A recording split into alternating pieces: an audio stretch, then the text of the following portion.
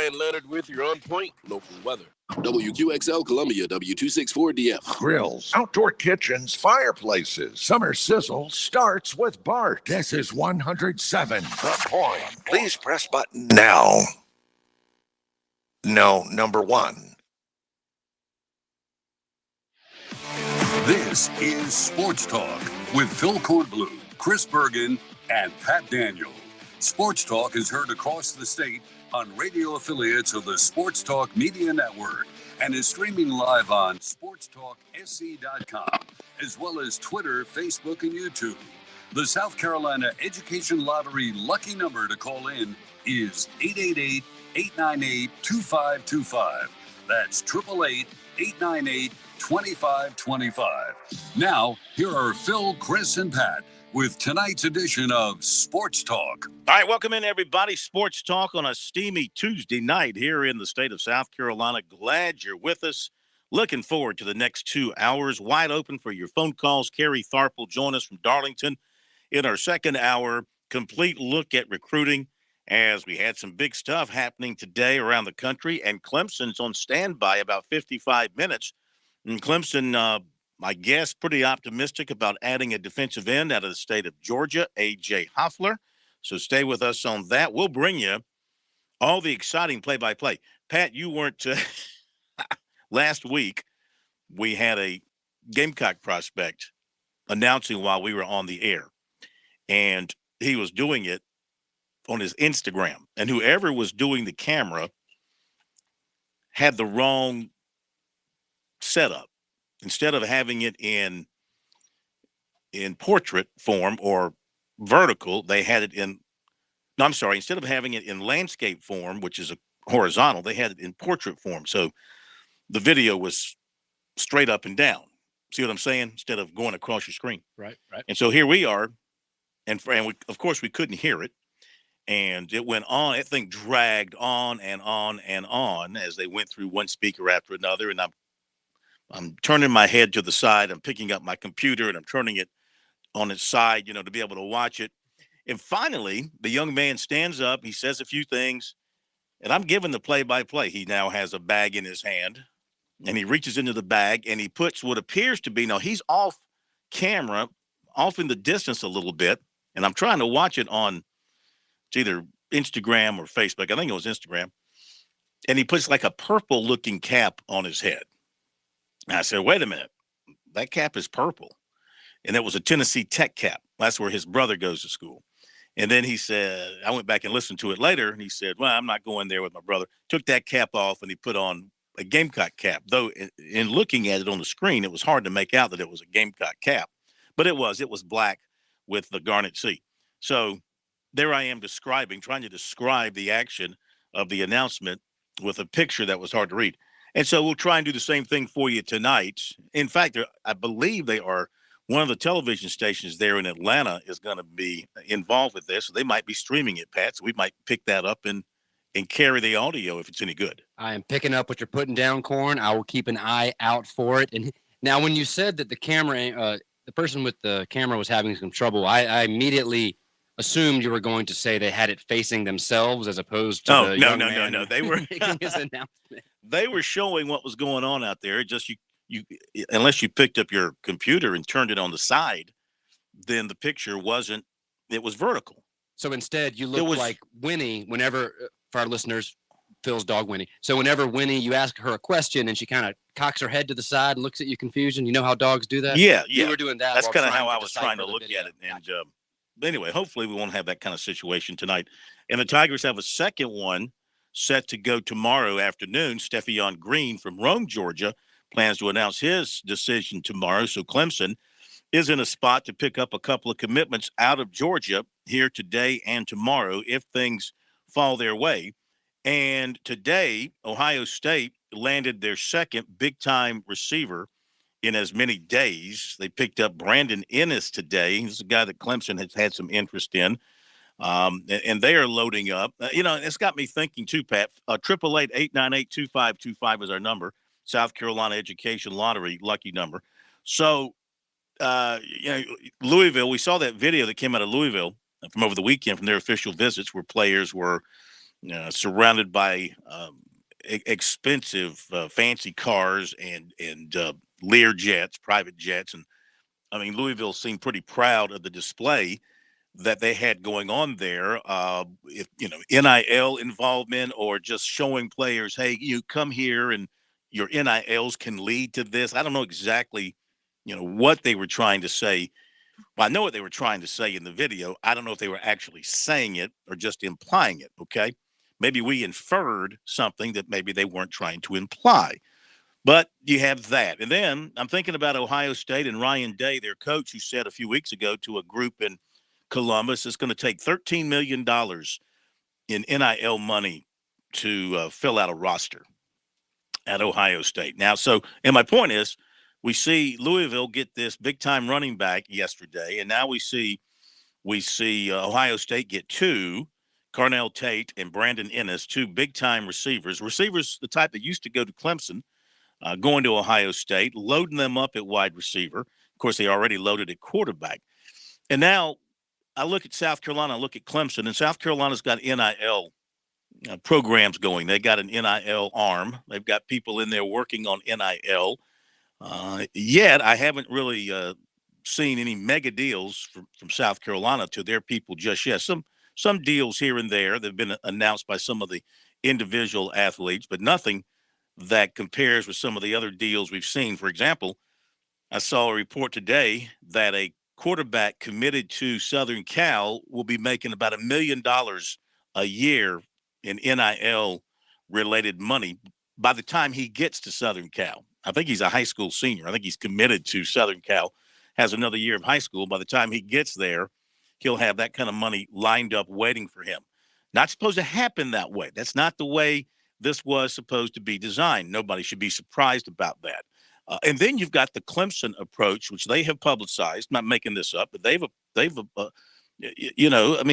Clemson's going to go the, shall we say, they're going to go the route of the honest, maybe the at least the appearance of honesty, the appearance of being above the fray, because as they have put out, what their plan is to have their athletes work with charities and have people send money to the Clemson NIL, with the money going to the players and then some money going to the charities, and the players will be doing charity work. They won't be making, I guess, from what I take from this, for this money, they won't be making guest appearances in showrooms or card shows or things like that. This will be charitable work, which is the way the Clemson approach is going to be.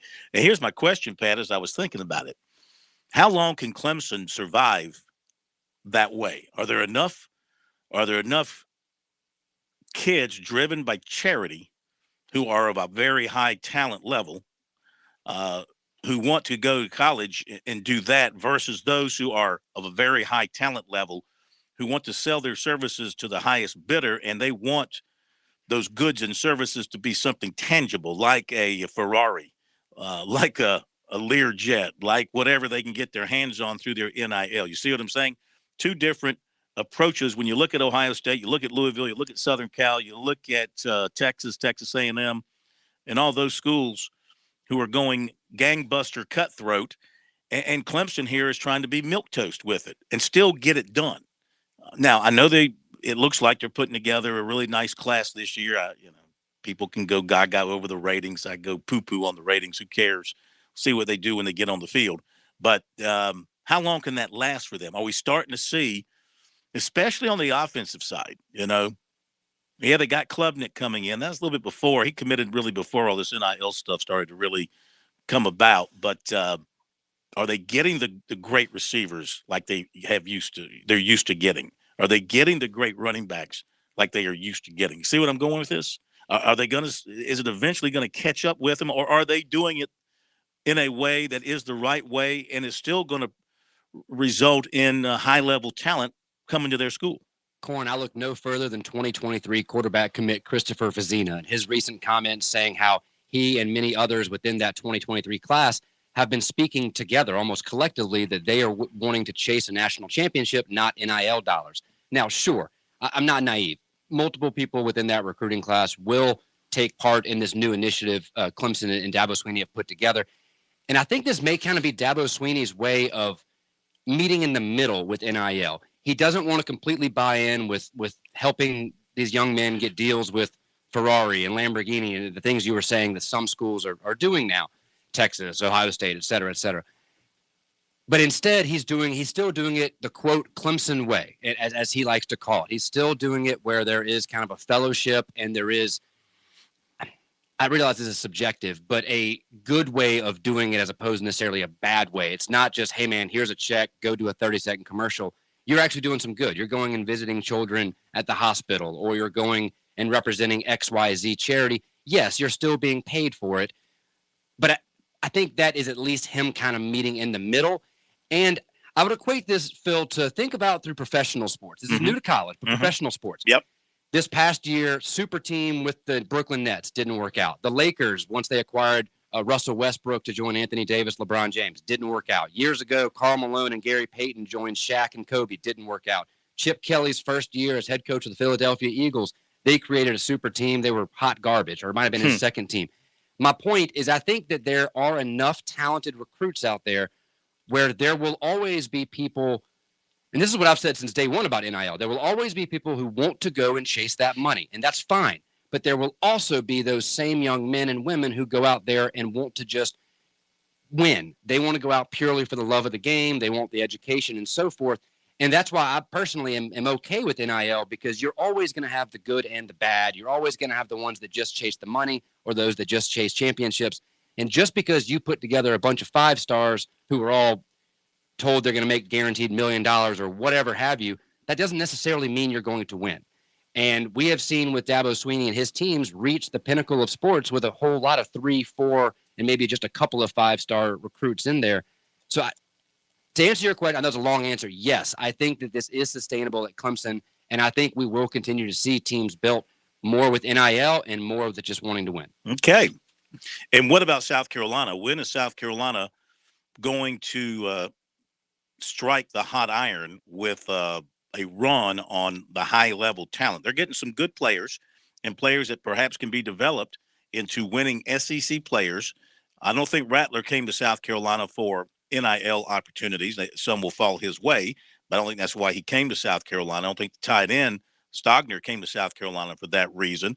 And, is South Carolina going to be doing enough to be able to elevate, to compete with the big boys in the SEC who continue to recruit at a very high level above them? Or is South Carolina going to continue to recruit the kind of players that they are recruiting, that they have recruited over the years, but Shane Beamer and the staff are good enough to coach them up, and Shane Beamer and Marcus Satterfield are good enough to come up with an offensive scheme and outcoach opposing staffs and win games through coaching? I think back to Spurrier's days.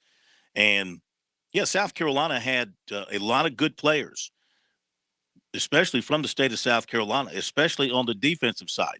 And they had Marcus Lattimore and Alshon Jeffries and Mike Davis and Connor Shaw, of course, at quarterback. But how much of those wins during the 3-year run of 11-win seasons do you credit to Spurrier and his genius as an offensive coach and that coaching staff with Ellis Johnson and Brad Lowing and those guys on the defensive side?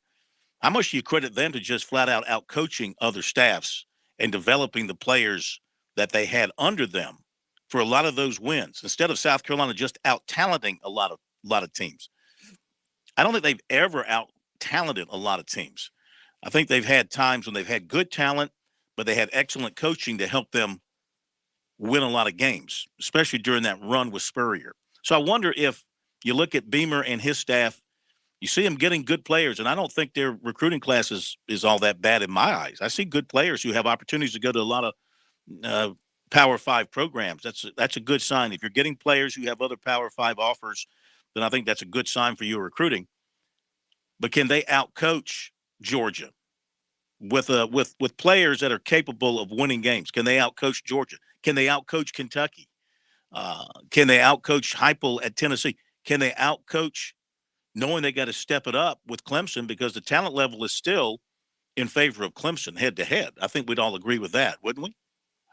Except maybe, right now, today, as we sit here, I'd give South Carolina the edge at quarterback over Clemson. Yeah, I would agree based with that. on what I've seen. Mm-hmm. I was thinking about it today. I mean, Uiagalelei, if he's a starting quarterback, he's really had two stupendous games in his career, and those were the two fill-in games when he was a freshman. Maybe because he wasn't thinking so much. Maybe he was just out there playing and letting the natural talent go. And then last year, when it was all on his shoulders, it slowed him down, his reaction time and all that, because he had to think about this, think about that. They got to get him straight along those lines. Now, Rattler, I think based on what he has done, though he did lose his job to an excellent quarterback at Oklahoma midway through last season, he still posted some pretty eye-popping numbers that most anywhere else would have been phenomenal numbers. I think I would give the edge right now to South Carolina at the quarterback spot.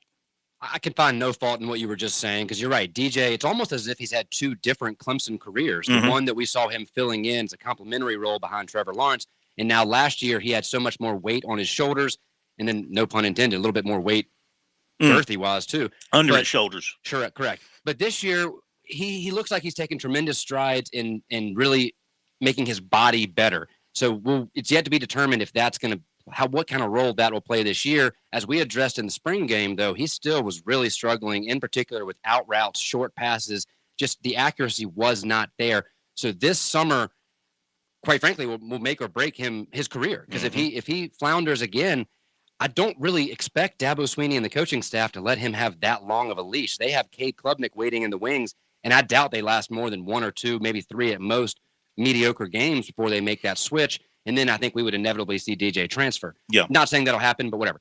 Going back to South Carolina, though, you mentioned Shane Beamer and Marcus Satterfield. Marcus Satterfield, I think, is the bigger question mark. I don't mean that as a knock against him. It's just we don't yet know what he has in terms of offense with this Gamecock team. This year will be pivotal because now he has so many more weapons. He has a Spencer Rattler. He has great receivers, great tight ends. Well, we had tight ends before. An improved offensive line. But Clayton White, to me, he is the linchpin of this Gamecock program. Clayton White, if they can hang on to him for 3, 4, 5 more years before he potentially leaves for a head coaching opportunity of his own, that team is going to be built from the defensive side first and foremost. He was a Broyles Award finalist last year, had a tremendous overachieving defense for the talent they had last year. To your point, Clemson has more talent, but I would put Clayton White right up there right now with Clemson's defensive staff. Especially now with Venables departing. We don't know. We've heard great things about new coordinator stepping in, but we don't know. It's unproven at this point. So that would just be my thing. But then the one comparison I would make with DJ and Rattler is, where is Spencer Rattler's head? Where is his confidence? How much did being benched and booed off the field by his own fans last year at Oklahoma, has that had any kind of lasting impact, or is he able to put that behind him? I think he'll put that behind him and have something to prove and come out with a chip on his shoulder this year. But that is also a big question mark on the offensive side of the ball for the Gamecocks. I agree. I think he's going to play angry. He wants to show everybody. Yeah. And I think that he wants to be in the Heisman race. And I think that he wants to have a great year. And I think he wants to go on to the NFL after 1 year at South Carolina.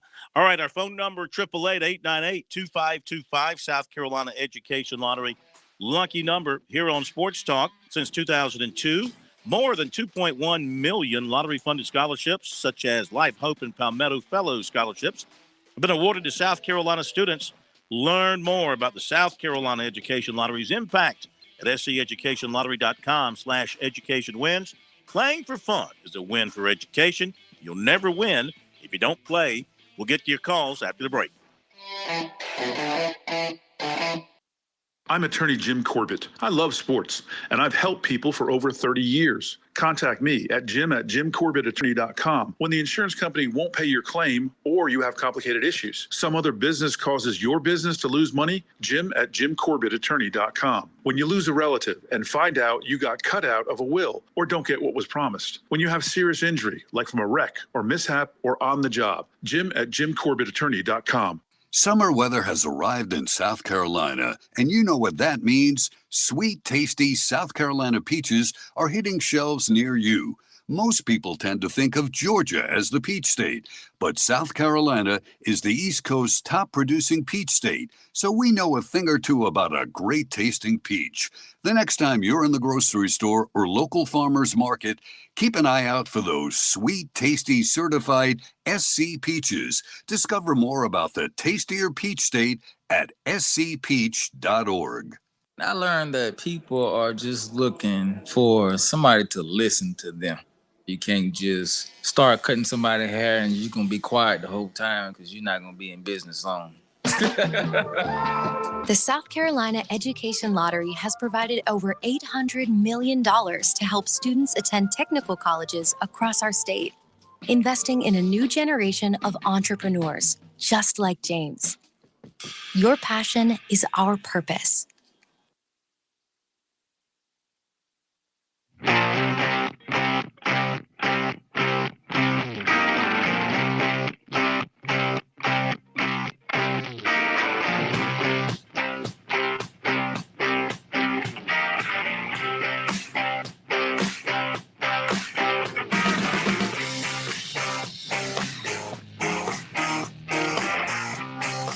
So the SEC West Invitational in Omaha continues with Texas A&M sending Notre Dame packing. And does Florida State now get their new coach in the next day or two? Probably. So A&M was a 5-1 winner over Notre Dame today. Elimination game in bracket 1. So Notre Dame is out. Texas A&M and Oklahoma are left in bracket 1, and Oklahoma is the undefeated. So A&M would have to beat Oklahoma twice. In bracket 2, you've got Arkansas and Auburn playing tonight, elimination game, and whoever wins hangs around to play Ole Miss. Ole Miss is the undefeated team and would have to be defeated twice not to advance to the championship round. So Oklahoma beats A&M. Ole Miss beats whoever survives between Arky and Auburn. Those teams advance would go right on into the championship round. They'd have a couple of days off, and they go right into the championship round, I think, beginning on Saturday, I think. You know, as a veteran of many College World Series experiences, many of which lasted a long, long time. I mean, for the guys who are out there for the first time, they're loving it still. They're not too caught up in how long they've been out there. They're not feeling the pain of being away from home or the money they're spending. But, man, if you've been out there before, about this time of the World Series, it really starts to drag. It really starts to drag. You have so many days off, especially if the team you're covering is winning.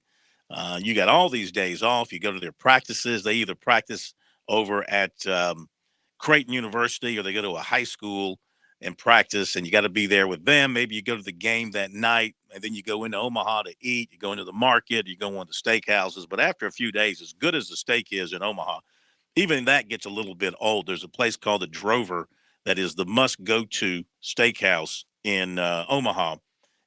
And, you know, even that gets a little bit old. And you talk about expensive. The last time I went was 2012 when South Carolina, of course, played all the way through looking for 3 in a row. How special would that have been? But they got run out of town by Arizona. A very good Arizona team that had some major league play. And I think 2 future major leaguers on that team. I know at least one, the outfielder, who had some bad things to say about South Carolina. And funny, you know, he took some shots about the state of South Carolina. He was drafted by the Yankees, and he started his career in Charleston. And I remember him catching some grief. But anyway, that was a $2,000 trip before it was all said and done, because I was out there 11 days. And the travel and then, you know, staying there and the hotel, the lodging, the food, everything. It was a $2,000 trip before you know it. So anyway, not to say I wouldn't want to go back out there. You know, I'm hoping somebody will get us back out there one day. Well, Corn, you also pointed out, I think off air last night, there is yet to be a single game in this College World Series decided by less than 4 runs. Yeah, dramaless. Real quick, because he won't hold through the break, and he's usually pretty quick. Vern in Bishopville, welcome in, sir. How are you? I'm good. How you doing? We're doing fine. We're up against the break. I hate to do that to you, but if you can spit it out, go ahead. Vern? He dropped. He declined. He declined your generous offer of 30 seconds. Vern. You know, he's not the first person I've made mad today. Get in line today with people mad at me for one reason or another. But call back, Vernon, if you want to, and we'll get you right back on the air after the bottom of the hour break. Somehow we just got up against it. It's Pat's fault. You noticed how much Pat talked in the first half hour. I didn't have a chance to say anything. So, Vern, if you want to call back and yell at us for doing that to you, feel free to do so. Otherwise, we'll continue in a moment. Point weather is made possible by our friends at Palmetto Citizens Federal Credit Union on 107. And here's tonight's forecast. A few clouds tonight give way to clear skies. Expect a nice cool night with temps hovering around 67. Record temps the following day will hit 103 with slight relief in the evening when temps drop to 74. Expect stray showers early Thursday with the possibility of thunderstorms into the evening with a high of 98 and dropping to 72 in the evening. I'm Brian Leonard with your On Point Local Weather. Are you looking for free checking and free savings? Dave Ramsey here, telling you to go see my friends at Palmetto Citizens Federal Credit Union. They're not a mega bank that's so big they lose the ability to treat you like a human being. At Palmetto Citizens, you're not just a number, you're a member. Join today at any of their 14 locations or at palmettocitizens.org. Federally insured by the NCUA. Balance of Nature's fruits and vegetables in a capsule, changing the world one life at a time. Let me tell you something. This is no lie. And I saw your advertisement, and I dialed that number that came on, and I cannot believe this, because I'm a skeptic, number one. I'm holistic, number two. I'm a hospice nurse, number three. I want to tell you how wonderful it is, the things I can do now that I couldn't do before. My daughter came up to see me from another state, and she said, Mom, what happened? I said, I took those vitamins that they're advertising on TV all the time. And she said, I can't believe what you're doing. So I just love your products. I just think it's absolutely sensational. Right now, Balance of Nature is offering free shipping and 35% off on any new preferred order. Call 1-800-2468-751 or go to balanceofnature.com and use discount code BALANCE. The Point. When it comes to firearms, ammunition, and accessories, some things are changing. Well, fortunately, some things haven't changed a bit. I'm talking all about Shooter's Choice in West Columbia. What has never and will never change is the customer service. Top notch with the staff that has decades of experience in the firearms industry. This staff actually hunts and shoots regularly. For over 30 years, Shooter's Choice has never lost that hometown feel and never felt like shopping at some big box store. What has changed? Well, technology. If you'd rather spend your money on firearms than gas, go online to shooterschoicesc.com and check out a great website that's easy to navigate 24/7. Be the first to get items as they are received at the store. Be the first to get that newest production model ordered before it even enters the retail store. Come pick it up at your convenience. Sign up for notifications of new products and special inventory. It's all at shooterschoicesc.com. So come on in and see the team at Shooter's Choice, 944 Sunset Boulevard, or visit online. Either way, you'll see what I'm talking about. Make your first choice, your best choice. Make it Shooter's Choice. Everyone knows that here at The Point, we are all about supporting local businesses. We are all about local, local, local. You cannot get more local than my friend Greg McCoy and his business, Simplified Mortgage Solutions. Fran Halloran here. If you're buying a home or you're looking to refinance your current home, you owe it to yourself to call Greg. He is the real deal. You can expect Greg to treat you like you are his only client. You can expect Greg to scour the market to find you the best rate available. You can expect Greg to charge you a fair price for his work and his service. Why would you deal with some national company headquartered in who knows where when you can do business with Greg? Need further persuasion? Okay, I didn't even mention the good Greg does in our community by supporting local charities like Blue Star Mothers and Camp Chemo. Come on, you need to call Greg. Online at simplifiedmortgagesc.com, or you can call Greg at 803-722-6044. That's 722-6044. You know what? I get asked every now and then, Kev, when you say my guy, do you really have a my guy at Palmetto Exterminators? Well, I really do. Ron Byers is my guy. Do you realize I've been a customer of Palmetto Exterminators for 20 years this summer? That's over the course of 3 homes, longer than my kids have been around. I'm loyal to Palmetto Exterminators for several reasons. First, they do a phenomenal job with pest control for a very fair price. It's just not a concern around my home. They take care of everything from regular visits to termite inspection, mosquito care. This is a company that's been around for more than 60 years serving the Midlands. When they come around, they're clean, they're courteous, and they're on time. Look, it's not just me. When it comes to things like those pesky mosquitoes, Palmetto Exterminators voted best of Columbia in Columbia Metropolitan for their mosquito control. I could have told you that before anyone even voted. What else can you possibly need from your pest control company? If you're looking for someone to help you, look no further than my guy, Ron Byers, Palmetto Exterminators. Online, it's palmettoexterminators.net or call them 254-5833, 254-5833.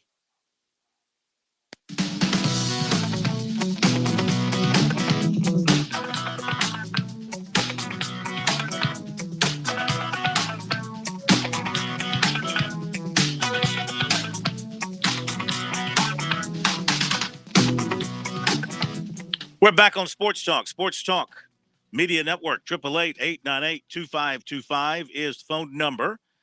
Get back to your phone calls in a moment. I don't guess we can really. Well, we did have a call from Vern, but he hung up on us. So we'll count that as a phone call. So we can get back to your phone calls in just a second. We're batting 0 for 1 on the night so far. Couple of quick things to update. And the war between the PGA Tour and the LIV Tour grows more bitter. Brooks Koepka announcing today he's going to the LIV Golf Tour. They play next week in Portland. Abraham Answer, another, announcing that he's leaving the PGA Tour to go play in the LIV Golf Tour. Colin Morikawa denying reports that he's thinking about that, saying he's not going anywhere. He's staying with the PGA Tour. So this is really, it's a civil war in the golf world that you thought you'd never, ever see. Well, Corn, you're leaving out another huge detail. I'm guessing you saw it, but Golf Digest reported this afternoon that the PGA Tour is adding 8 limited field, no-cut events starting in the fall of 2023, each with $20 million purses. So they, again, just like back in the 90s when Greg Norman first came out with the World Golf Challenge, and it became the World Golf Championships, whatever we have today. Mm-hmm. They basically just were jealous and then stole his idea. Are they not doing the same thing? For the last month, we've been hearing nothing but the PGA Tour saying, how dare these players go chase the money, blah, blah, blah. And now they're doing the exact same thing as the LIV Tour. Absolutely. It's becoming a bidding war. Yeah. So the golfers are like, this is great. Sure, absolutely. Keep it going. A couple of other things. Matt Connolly from On3 covering Clemson reported that former USC Director of Basketball Operations Andy Asali, or is it Asali, is taking the same role at Clemson on, going up there to spend a season or more with Clemson. Wow. Also, Adam Wojnarowski reported today that Mike D'Antoni is set to meet with the Hornets' Michael Jordan about the job today. And D'Antoni was the other finalist before Kenny Atkinson changed his mind and stay with the Warriors. Charleston Southern pitching coach Anthony Izio resigned and taking a position in coaching at Tulane. And the roster of quarterbacks came out today that will participate in the Manning Passing Challenge this year. And you do have from South Carolina, Spencer Rattler, and from Clemson, you have Hunter Helms. Wow. Okay. Hunter Helms. Way to go, Hunter. Hunter Helms is going to be the quarterback from Clemson. No Uyangalele, no Klubnik, no anybody else. Some of the others who will participate, Will Levis of Kentucky, Devin Leary of NC State, Anthony Richardson of Florida. They're putting their hopes on him that he's going to be special there at Florida. C.J. Stroud from Ohio State and Bryce Young in Alabama. I wonder if he's charging. Hendon Hooker from Tennessee, Stetson Bennett from Georgia, Mr. Perfect. They're all going to be there, and others. Remember, Jake Bentley once won that thing. Remember? He sure did. He walked away. He was the one that, to win it, you had to throw a football into a moving golf cart, I think it was, or a moving convertible or something. That's how you won it. That's how you ended up winning it after going through the competition and whatever else they do there. All right, back to the phones we go, and thank you for your patience. Unlike Vern, had no patience. Anthony in Leesville, you're with us next here on Sports Talk. How are you? Good. Phil, how you doing? Good. Good to have you with us, sir. Well, thank you. Enjoyed the show. I wanted to just take a little dive into your earlier comments about Clemson's NIL and it being oriented toward charitable work by the athletes. By the very nature of charitable work, it is a free giving of your time and your resources and your energy and that sort of thing. So I would question, how much kids are learning by being paid to go do something that most people do out of the goodness of their heart, which is visit kids at the hospital or go to a rest home or something of that nature. So that's my first observation. And my second is I heard today that Clemson had about $5 million in their NIL, and it's all charitable related and that sort of thing. Well, when they get to 10 or 15 or 50 million or whatever fund they might be able to raise, what are they going to pay the top drawer quarterback for these charitable services? Is it going to be $3 million, just like people say A&M pays? I mean, when that body, that pool of money gets large enough, Clemson will say, go see the children and we'll pay you $3 million. I don't see a lot of difference between that and signing autographs. I mean, granted, you're probably doing something a little perhaps better if you're visiting children or people in a nursing home, but I think it's just I see Dabo all behind this thing, and it's a public relations gig, and I'm not really buying the lipstick on Clemson's NIL pig. Okay. I mean, let's face it. Well, come on. They're just calling it something so that they can appear to be above the fray. But you watch, that fund gets big enough, they'll start paying millions of bucks and they'll say they're doing charitable work. Well, I said the exact same thing when their release came out, and I looked up the word charity, the voluntary giving of help, typically in the form of money to those in need. So there you go. That's the thing I pointed out too. How can you call it charity work if you're going to be paying the people who are doing the charity work? That's not what charity work is. I think you're right. I think Clemson is putting a spin on this to make them look above the fray, and that's not the Clemson way. They're not going to get down into the gutter and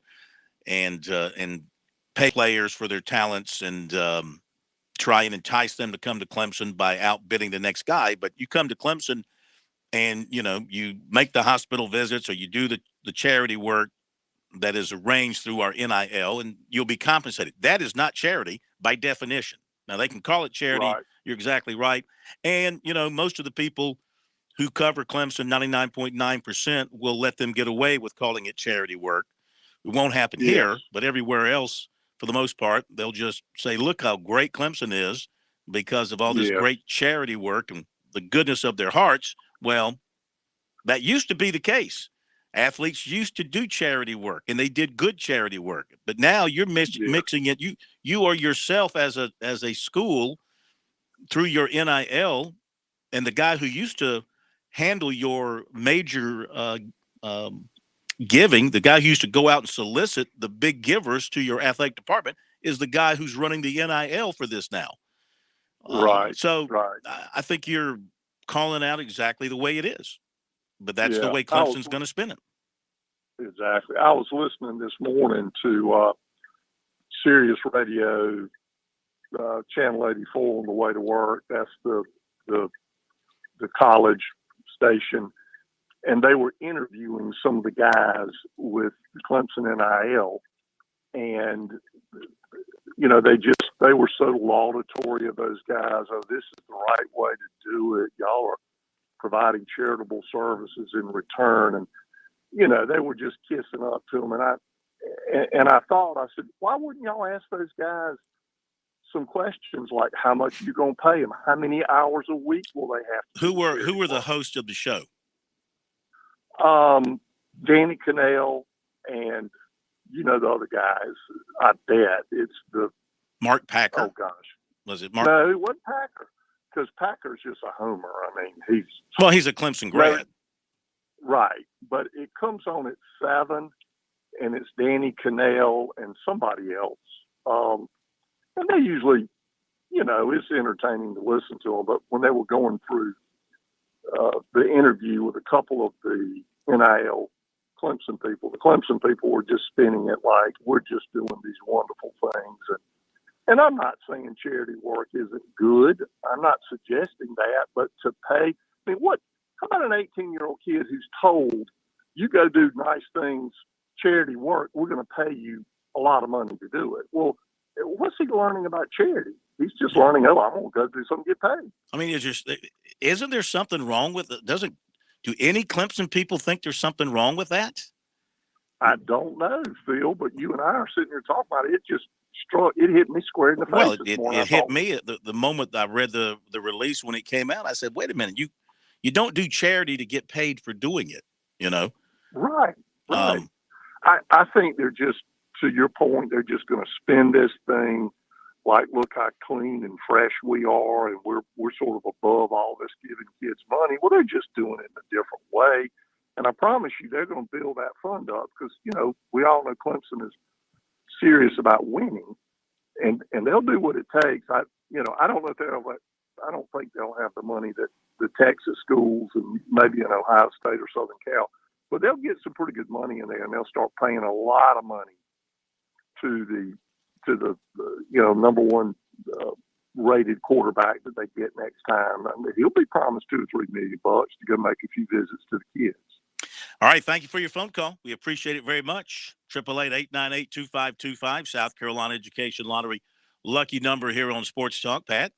Just real quick, and I respect everybody's opinions on this, but do want to point out the word charity does have two definitions, and you don't have to follow both meanings of a word in order for the word to be true. The other part of the definition is an organization set up to provide help and raise money for those in need.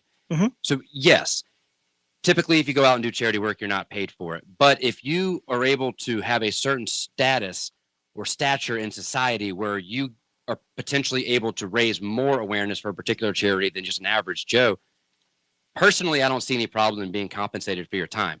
So again, you don't.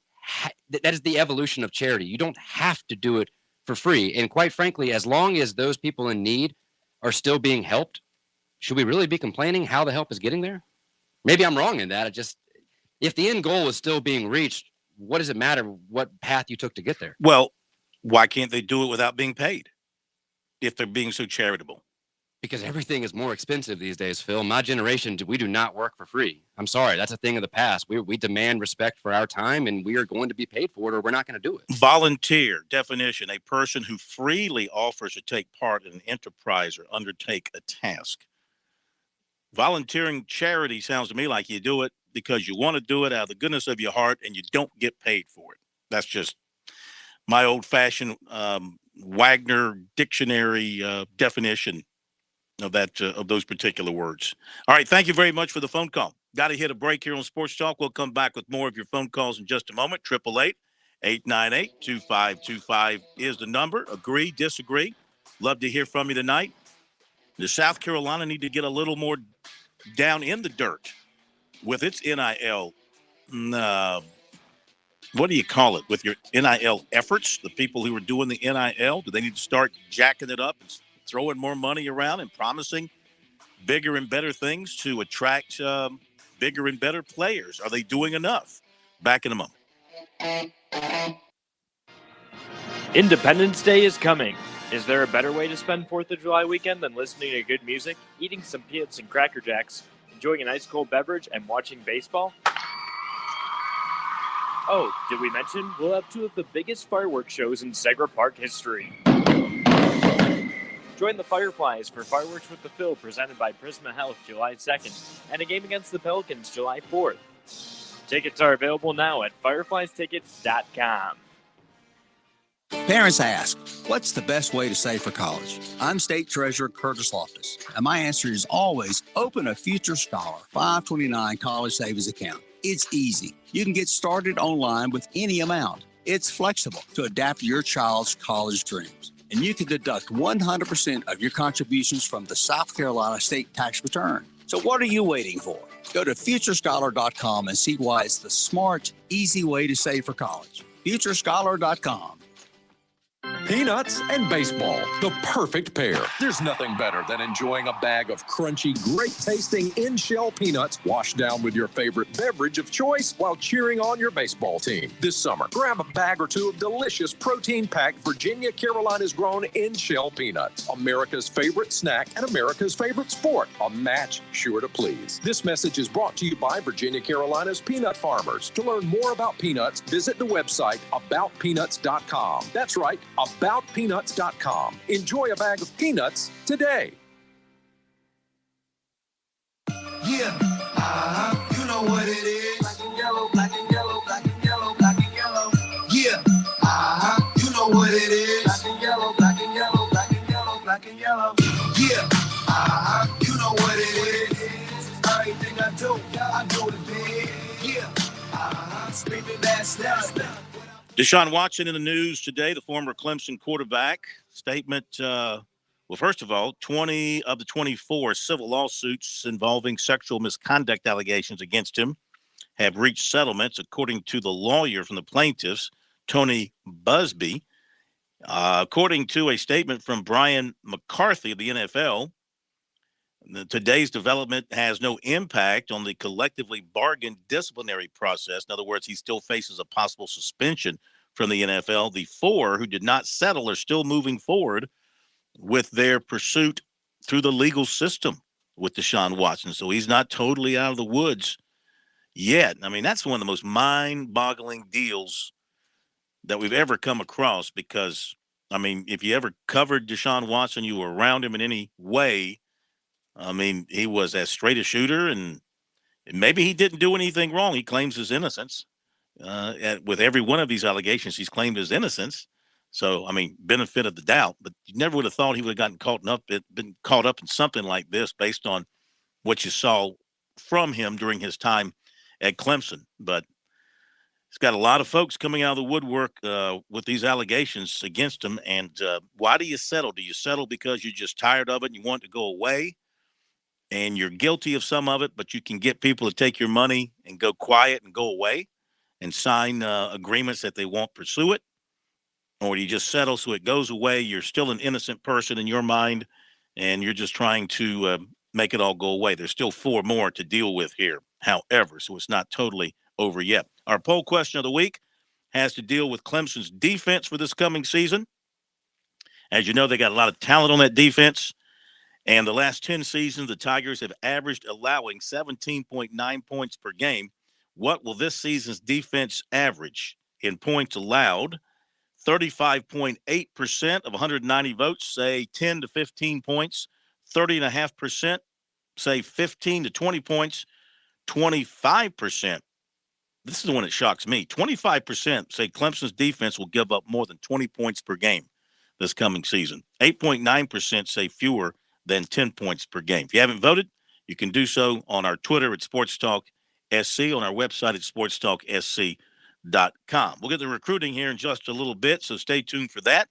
Phone number 888-898-2525, South Carolina Education Lottery lucky number. Andy in Columbia, welcome back into Sports Talk. How are you? Hey, Mr. Korn. Number one, don't drop the good news once I get off the line telling us you're not going to be there Friday for KFF. Thank you very much for the late notice. Okay. First off, I'm glad I made your evening. Okay, the thing regarding Deshaun Watson, as they say, you never know what goes on behind closed doors. Just because something looks great on the outside doesn't mean behind the doors isn't a mess. So, who knows? Regarding what's going on with Clemson with the NIL, this is my suggestion. These young men are getting money that they're going to have to pay taxes on, correct? Correct. Most people who make money, who have taxes to pay, usually make charitable contributions so they don't have to pay those taxes. In my opinion, if this collective wants them to work with and volunteer with these people who need help maybe some of this money that these young men are making, the NIL people up in Clemson, should steer them to take some of this money and donate them towards these charities, because it'll help them in their taxes. And it's also a learning thing for when they make money and how to, give their money in charitable ways. Make it a learning thing. Possible. And that's a possibility. Regarding the South Carolina situation, let me know how much money we have as a collective before I could tell you how we're doing. I mean, how much money has South Carolina? Do you have any idea? Well, look, they've got several different ones. You got the one that the university is involved with, the one that's the education, and the one where they, once you get into school, they work with you on helping you get things. But then you got all the outside collectives like the Garnet Trust. I can't name them all. I mean, they were popping up left and right there for a while. So how much they've all raised together, I have no clue. I mean, you talk about behind closed doors, that'd be behind closed doors and inside of closed books. So I couldn't tell you how much they've raised. No, but I haven't seen a figure being put out by anybody. Okay, I was just kind of curious on how much is coming in, because as you said, the more money that comes into those collectives, the less money are going to go into facilities.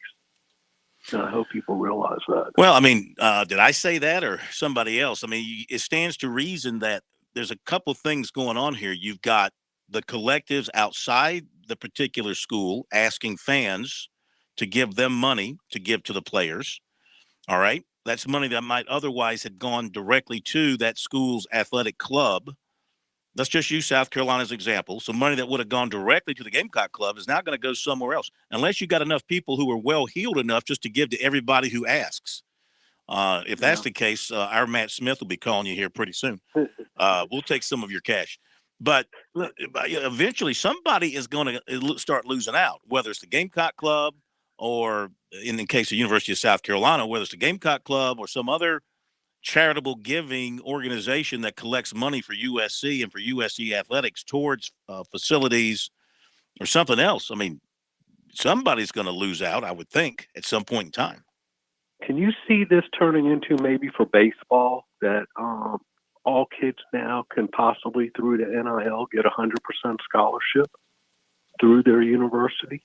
Or would that have to be separated?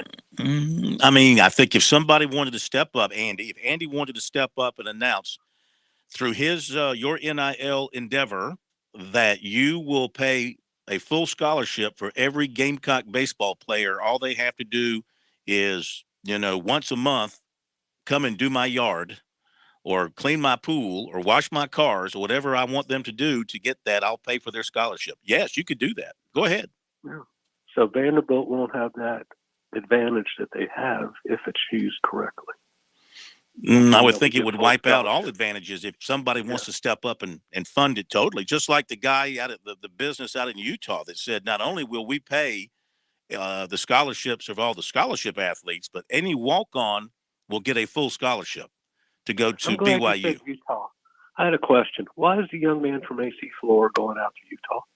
Did you give a reason behind that? I asked him. I didn't write this in my story, but he had told me off the air or off the record. Well, not off the record, but not part of the story that I cared to write about. But they saw him in a AAU event. They reached out to him and said, "Hey, we have an opportunity out here for you to come play with us and improve your game and develop you, and et cetera, et cetera." And he and his family thought it was a good move.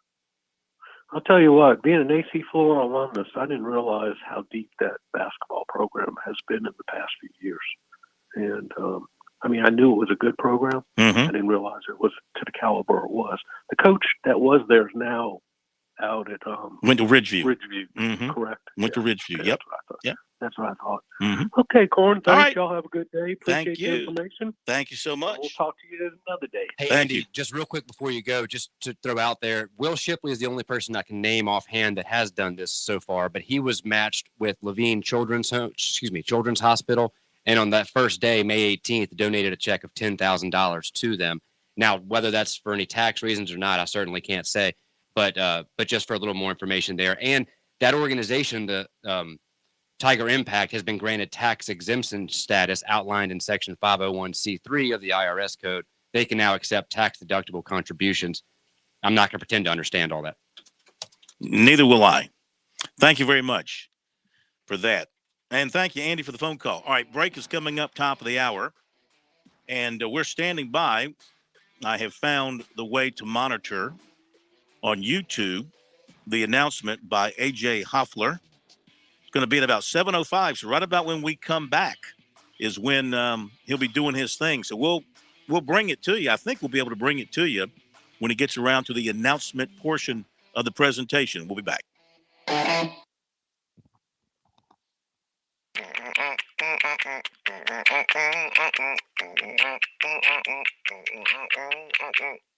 Someone will be right with you. The Point. WQXL Columbia, W264DF. Grills, outdoor kitchens, fireplaces. Summer sizzle starts with Bart. This is 107. The Point. Breaking news this hour from townhall.com. I'm Keith Peters reporting. President Biden will decide this week whether or not to temporarily stop the federal gas tax. White House correspondent Greg Clugston reports. Press Secretary Karine Jean-Pierre says the president is open to all ideas that would help lower gas prices for the American people. The president has always said all options are on the table. This is one of those options. Even if Mr. Biden supports a federal holiday for the gasoline tax, it would require approval from Congress. The 18.4 cents a gallon tax helps pay for highways. Greg Clugston, Washington. The committee investigating the Capitol riot held its fourth round of hearings today. Bob Agnew reports. Anti-Trump Republican Representative Liz Cheney said the panel would focus on alleged Trump misdeeds outside the Beltway. President Trump's effort to overturn the election by exerting pressure on state officials and state legislatures. But the former president calls the hearings a one-sided witch hunt. This is not a congressional investigation. He describes it instead as a theatrical production of a partisan political fiction. If they were lawyers, they'd be disbarred for what they're doing. The next round of hearings is set for Thursday. Bob Agnew reporting. Senate bargainers say they have an agreement at hand on a bipartisan gun violence bill. That would potentially tee up votes this week on an incremental but notable package that would stand as Congress's response to mass shootings in Texas and New York that shook the nation. Democratic Senator Chris Murphy of Connecticut told reporters at Tuesday that a final agreement on the package was at hand. And Republican Senator John Cornyn of Texas says negotiators have reached agreement. The measure would make background checks tougher for the youngest gun buyers and bolster spending for school safety and mental health programs. On Wall Street, the Dow by 641 points. The Nasdaq rose 270. More at townhall.com. My brother-in-law died suddenly, and now my sister and her kids have to sell their home. That's why I told my husband we could not put off getting life insurance any longer. An agent offered us a 10-year, $500,000 policy for nearly $50 a month. Then we called SelectQuote. SelectQuote found us identical coverage for only $19 a month, a savings of $369 a year. Whether you need a $500,000 policy or a $5 million policy, SelectQuote could save you more than 50% on term life insurance. For your free quote, call SelectQuote at 1-800-940-6161. That's 1-800-940-6161. Or go to SelectQuote.com. That's 1-800-940-6161. SelectQuote. We shop, you save. Full details on example policies at selectquote.com/commercials. There's been a fourth straight month of declining home sales in the U.S. Correspondent Mike Kempen reports. Existing home sales dropped 3.4% in May compared to April, as increasing mortgage rates and record high prices discouraged house hunters. The National Association of Realtors says sales last month were down 8.6% from May of last year. But even as home sales slowed, home prices kept increasing. The national median price jumped nearly 15% in May from a year earlier to $407,600, an all-time high. I'm Mike Hempin. Federal Reserve Chair Jerome Powell won praise for his deft leadership during the maelstrom of the pandemic recession. As threats to the U.S. economy have mounted, though, Powell has increasingly struck Fed watchers as much less sure-footed. News and analysis at townhall.com. I'm Keith Peters reporting. On Point Weather is made possible by our friends at Palmetto Citizens Federal Credit Union on 107 The And Point. here's tonight's forecast. A few clouds tonight give way to clear skies. Expect a nice cool night with temps hovering around 67. Record temps the following day will hit 103 with slight relief in the evening when temps drop to 74. Expect stray showers early Thursday with the possibility of thunderstorms into the evening with a high of 98 and dropping to 72 in the evening. I'm Brian Leonard with your On Point local weather. WQXL Columbia, W264DF. Grills, outdoor kitchens, fireplaces. Summer sizzle starts with Bart. This is 107 The Point. This is The Point. Make thepointradio.com. Welcome back to Sports Talk on the Sports Talk Media Network. You can reach the guys with the South Carolina Education Lottery lucky number, 888-898-2525. That's 888-898-2525. Now back to Phil, Chris, and Pat with the second hour of Sports Talk on the Sports Talk Media Network. Well, A.J. Hoffler is on the clock, so to speak. Defensive end out of College Park, Georgia. Apparently a good player. Gets nice reviews from those who do the reviewing, though I don't believe most of them know what they're talking about. But anyway, he is a good size at 6'5", 240, and he had offers from South Carolina, Clemson, Ohio State, Alabama, Georgia, Florida, Mississippi State, Houston, Florida State, Cincinnati, Louisville, Minnesota. Basically came down to Clemson and Ohio State. And Clemson was his only official visit back on June 3rd, the big weekend. And then he also visited Clemson in March. He also visited Clemson in January. He also visited Clemson in April. So he got plenty of Clemson in the recruiting process. And so we're waiting for him to make the official announcement here coming up momentarily on a television station, Channel 11 Alive, as they call it, there in Hot Atlanta. And should be starting up here pretty soon. They're doing some election coverage. Apparently, it's runoff election day in the state of Georgia, and they're doing some special reporting on that. Pat, is your feed buffering, or are you seeing an actual feed? Mine's buffering right now. It's got me worried. Are you seeing an actual feed, or is it buffering for you? I'm seeing it buffering as well. I thought maybe that was just me. I'll get that squared away momentarily. Well, I hate for them to. All right, I just refreshed the page, and now I've got a commercial. And, of course, it's a Coke commercial. What else in Atlanta would you have besides a Coke commercial at this point in time? So we're going to take more calls. We're going to get into recruiting in a second, but we want to be able to bring this to you. I want to bring this to you as soon as it goes live, as soon as they get to the point where he's going to make his announcement. In the meantime, a couple of things. Gronkowski announced another retirement from the NFL, though his agent did say, don't be surprised if Tom Brady doesn't call him at midseason. Not to interrupt you here, but he is now on the screen. I mean, I couldn't tell you how long this will be before he actually commits, but on my screen, he is actually discussing and being asked questions. If you'd like to switch over there at your discretion. Well, I'm still seeing election coverage on my screen. But I mean, if you've got him on your screen, I'll take you at your word. I might be. I don't know. I've got it. Yeah, I've got it right here. Let's go ahead and bring this in. Yeah, bring it up. Go ahead and bring it up. This is from Channel 11 in Atlanta.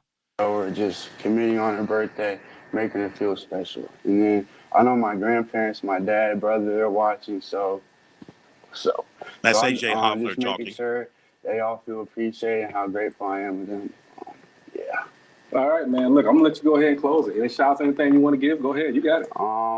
I just want to thank everyone who supported me. Well, I think he's already committed to Clemson, hasn't he? He's wearing a Clemson top. Right there. He sure is. Coach Davis was trying to make it. Coach McGarrett, everyone at Woodward, all my friends, all the recruits who I'm cool with. This school doesn't have the Tiger Paw, does it? All my supporters, all my supporters and all the fans who I don't know but reach out to me. It means a lot. Never, it doesn't go unnoticed. So thank y'all. Well, hey guys, there it is. AJ Hoffler, Clemson University, one of the best players in the country. How did we miss that? Hands down, man.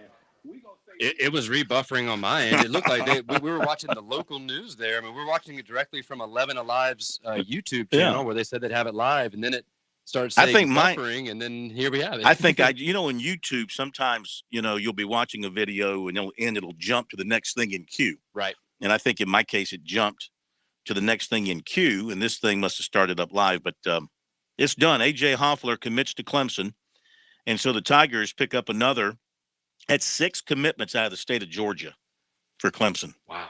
6 out of Georgia, and that's the second defensive end, probably going to take 3 defensive ends in the class, and that's 13 committed overall for Clemson in this class. So the Tigers pick up another nice one out of the state of Georgia. And you didn't hear it live on Sports Talk, though we tried. You heard live the after discussion. I thought it was strange by the time we got the screen on him that he was already wearing a Clemson jersey. That's a strange way to keep it a secret, I'll own that, though, Phil. Maybe I'm still a little rusty from vacation. No, you're good. That wasn't you. That was pure technological glitch. Now, Corn, how much of this do you think is the amount of Clemson defenders that they will lose after this next season? You had to think playing time is playing a pivotal role with Absolutely. these guys, right? Absolutely. Got to be. Because look at the defensive ends they're going to lose after this season, right? Murphy, Thomas, Henry, just off the top of my head. That's at least, let's see here. That's at least 3. Let me take a look at my depth chart here. So, yeah, you could lose Maskell if he has a big year. Henry, Maskell, Thomas, Murphy. That's at least 3 to 4 that you stand to lose. So, yeah. People aren't talking enough about in terms of the Clemson defense is Tyler Davis.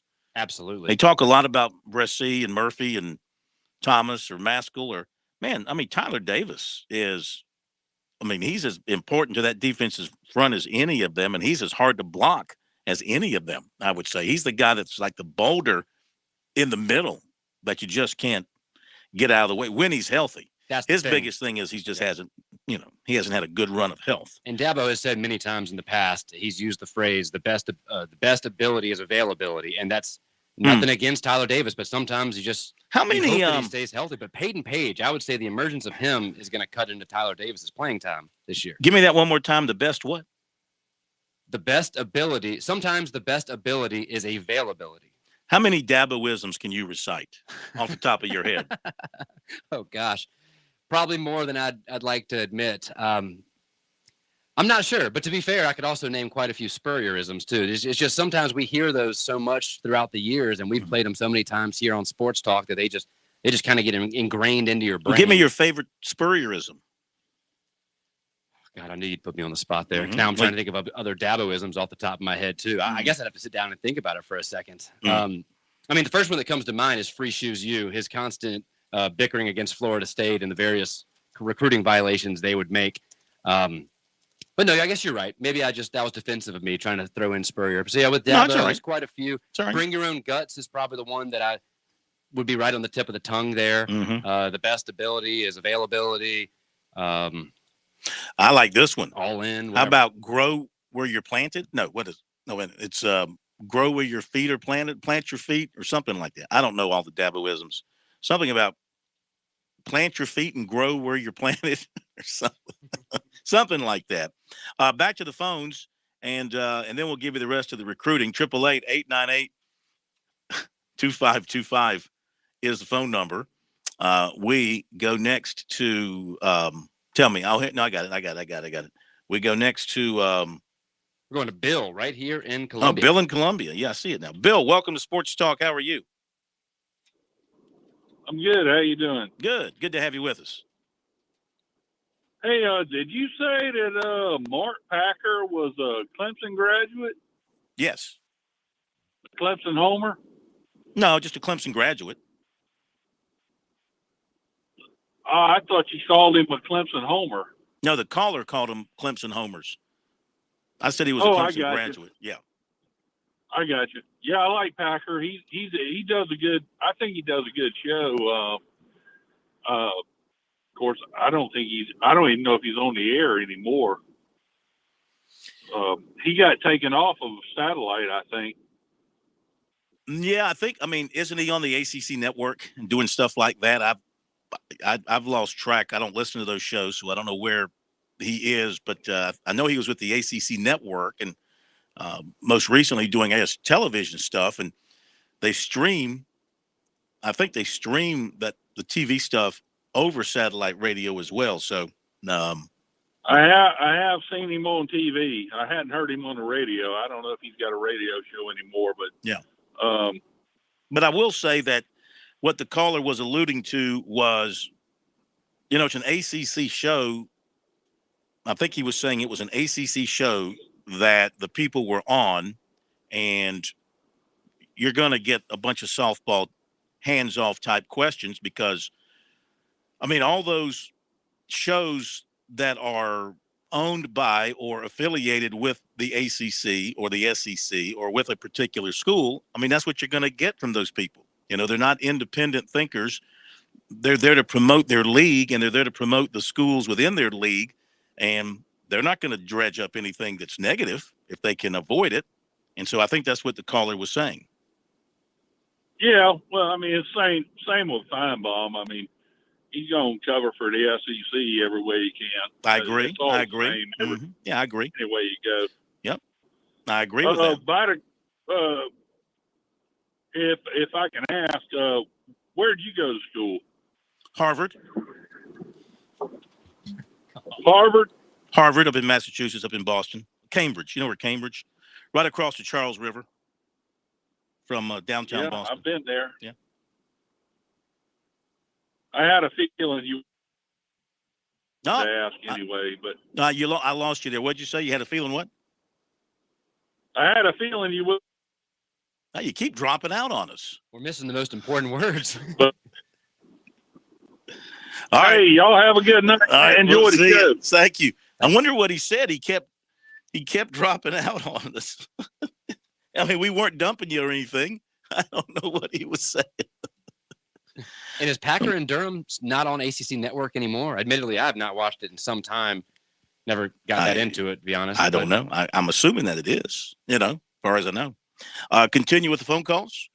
888-898-2525 is the number. We'll get to recruiting coming up. Kerry Tharp coming up in just a little bit as well, while Pat gets the next caller in line. How about this story? It's a very sad story. Scott Eisberg, former Sports Talk intern extraordinaire, now sports director, Channel 4 in Charleston, had a story up. You might remember this back in 2012 when Goose Creek they were kicked out of the playoffs by the high school league, and they went to the high school league to appeal, and they had a hearing, and it was, heavily covered and very emotional. Chuck Reedy was the coach at Goose Creek, and he said, I'll sit out, fire me, fine me. They played a player that they ruled to be ineligible. His name was Justice Rogers, and he played in like maybe one game the entire season in a blowout win. They put him in just so he could have the opportunity to play, et cetera, et cetera. Well, the young man has passed away, according to Scott. And so anyway, he put a story out about that. He was found deceased yesterday morning in Berkeley County, Justice Rogers. So that brought up memory of that very testy and emotional hearing before the high school league, which led to whole new system and whole new layers of appeals in the cases of eligibility that even involved the state legislature and all that, as I recall. So even though Goose Creek did not win, and they had a great football team that year too, they would have run through the playoffs probably. Even though they didn't win that appeal, what one thing Chuck Reedy was trying to do, I believe, was to get a new system in place with a way for an appeal. At that point, when the high school league's executive committee made a decision, that was it. It was over and done with. But now they have an array of appeals, at least one level, maybe two levels of appeals that you can take as a result of that particular case. But the young man around which all this was centered has passed away, according to Scott. All right, back to the calls real quick before we hit our next break, and we go to Kevin up in Greer. Kevin, welcome into Sports Talk. How are you? Hey, guys. I hope y'all are doing well this afternoon. Yes, sir. The saying, Dabo borrowed that from Bill Parcells. The best ability is availability. Oh. And he had mentioned in the past that he borrowed it from Parcells. So anyway, Okay. Great saying there, right? Yeah, absolutely. And yeah, the other Parcells, day good person to take stuff from. Oh yeah, absolutely. The other day we were talking about the 81 team and what they could do against today's talent. Yes. And this question that you and I didn't get a chance to talk about because we had a couple against the break. What was the best quarterback that 81 team faced? Or conversely, what was the best quarterback / receiver team that Clemson faced that year? Do you remember? The best quarterback I receiver. don't. The best quarterback receiver tandem they faced that year in 81. Quarterback and what did they do receiver against them? Boy, would it be somebody from Nebraska? Would it have been? Was that had to be somebody from Nebraska? I would imagine the team they played for the national championship. And I'm gonna be honest and say I was there. I was here during that time, but I don't remember. Yeah. But I do know that it's a completely different game. I mean, 3 yards in a cloud of dust. I can remember a time sitting in Death Valley that we would get excited when the defense came on the field because we might have an opportunity to score. So yeah. It was a different time, and I just don't think that defense, that 81 defense, as great as it was, could have held its own with the speed and the length of today's offenses. I just don't. It's a different game. It's a different game. No question. And I'm the biggest Clemson fan in the world. So. Yeah. Anyway. All right. Thank you That's all very I got. much. Thank you. No question that the style of football has changed tremendously from back in 1981, and they would be facing a completely different test in facing these offenses.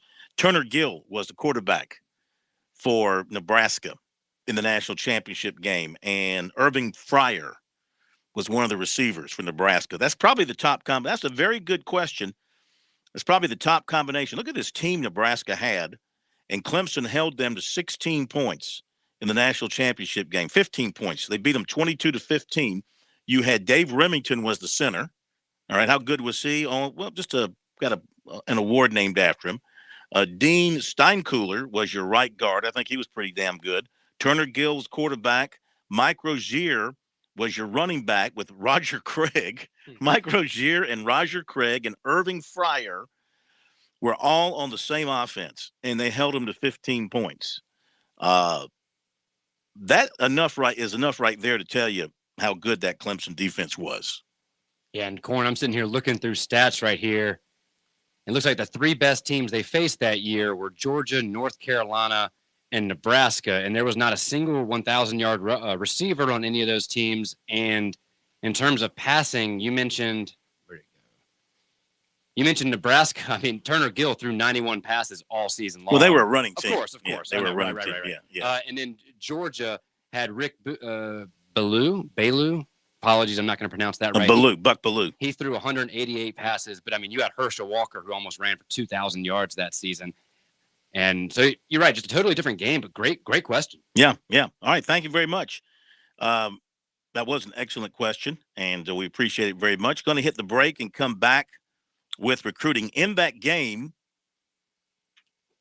Nebraska did rush for 193 yards on 40 carries, but they only passed for 63 yards. Clemson had the more balanced attack, 155 rushing, 134 passing.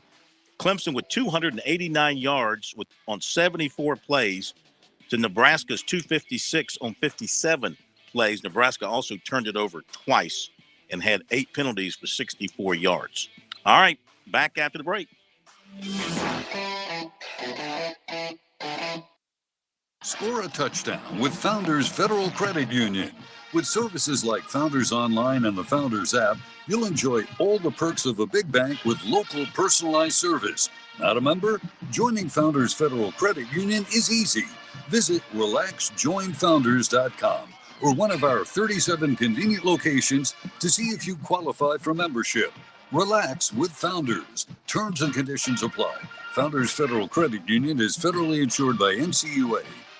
Peanuts and baseball, the perfect pair. There's nothing better than enjoying a bag of crunchy, great-tasting in-shell peanuts washed down with your favorite beverage of choice while cheering on your baseball team. This summer, grab a bag or two of delicious protein-packed Virginia Carolina's grown in-shell peanuts. America's favorite snack and America's favorite sport. A match sure to please. This message is brought to you by Virginia Carolina's peanut farmers. To learn more about peanuts, visit the website aboutpeanuts.com. That's right, aboutpeanuts.com. Enjoy a bag of peanuts today.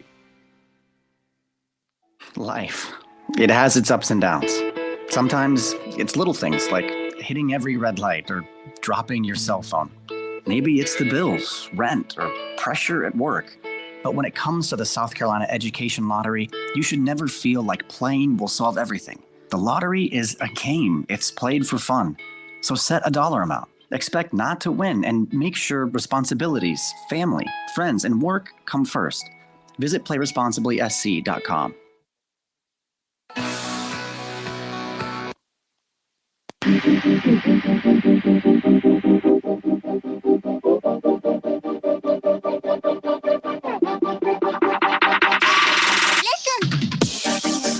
All right, the recruiting report brought to you by Seawells. Don't forget, get out for that daily luncheon buffet at Seawells. It's only $13. You realize that? They're doing something to fight inflation. Nobody else is, but they are at Seawells. You can't hardly get anything that good for $13 anymore. That will only get you like a little over 2 gallons worth of gas, and that won't get you anywhere. But a full meal at Seawells for $13, that'll keep you running all day long and into the night. Okay, it's a better value than gas. So, and don't even go where you're going thinking about there, Pat, with the comment there. So, it's 11 till 2 every day, Monday through Friday. Tomorrow's Wednesday. What do we have on the menu? I'm drooling just thinking about it here, Corn. Teriyaki glazed chicken wings, southern fried chicken, and fried pork chops. And with the way wings prices are these days, again, for $13, you can definitely get a lot of bang for your buck with that. Fried pork chops are outstanding, and fried chicken, I mean, come on, that's always going to be good. And then don't forget all the side items, salad bar, and dessert. Okay, and of course, the very best in the catering business, the good folks at Seawells. They've been at it for over 70 years, so they know what they're doing. Their facility is on Rosewood Drive, 1125, right across from the Rocket at the State Fairgrounds. SeawellsCateringSC.com, online, by phone at 803-771-7385. So again, the news tonight for Clemson. Tigers land a commitment from A.J. Hoffler, 6'5", 240, out of College Park, Georgia, defensive end.